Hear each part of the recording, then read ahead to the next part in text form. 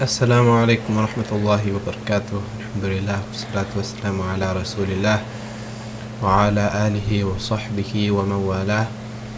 Dear viewers, welcome. We are at Darus Sunnah Latifiyah, New York. We are here with one of the students who will explain to us today about the weight of clouds and why they are heavy. When we think of clouds, we think that it's just gas and it's completely weightless. But now today, Brother Muhsin is going to talk about the mention of the weight of clouds in the Quran and the actual weight of clouds in science. Inshallah. Assalamu alaikum wa rahmatullahi wa barakatuh.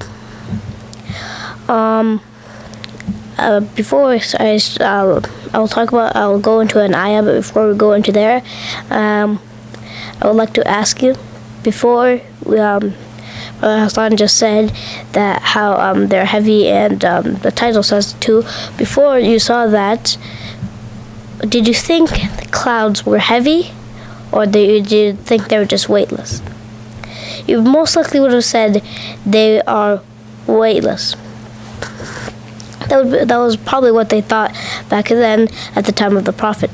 But then Allah gave them an ayah, and the ayah is in Surah Al-A'raf, ayah 57.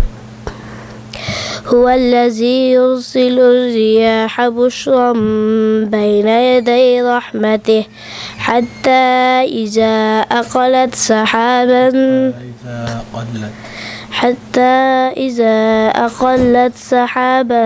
ثقالا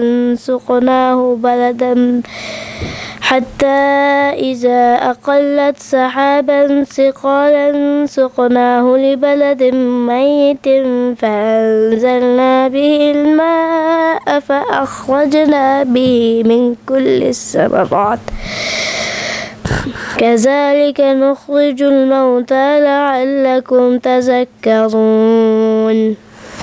And the meaning is, and it is He who sends the winds as good tidings before His mercy until, when they have carried heavy rain clouds, we drive them to a dead land, and we send down rain therein, and bring forth thereby some of all the fruits. Thus we will bring forth the dead. Perhaps you may be reminded. The main thing about this ayah is saying when they have carried heavy rain clouds, meaning that clouds are not weightless, but they are heavy. There's another ayah. This is in Surah Al-Ra'd, ayah 12. It says, هو الذي يريكم البرق خوفا وطمعا وينشئ السحاب الثقال. And that means it is He who shows you lightning, causing fear and aspiration, and generates the heavy clouds. Saying the same thing, clouds are heavy, they're not weightless. So it is pretty surprising that at the time of the Prophet, the Prophet ﷺ knew the clouds were not weightless. They knew that they weighted a lot, and scientists agree with this. They say that after some research, scientists say a cloud does weigh a lot, and there was no argument between it. And for example, a cloud known as a thunder cloud can have up to 300,000 tons of water inside it. So back at the time of the Prophet, they didn't have any type of thing to measure it or something like that. So this shows that the Quran is the Book of Allah. Thank you, Brother Muhsin.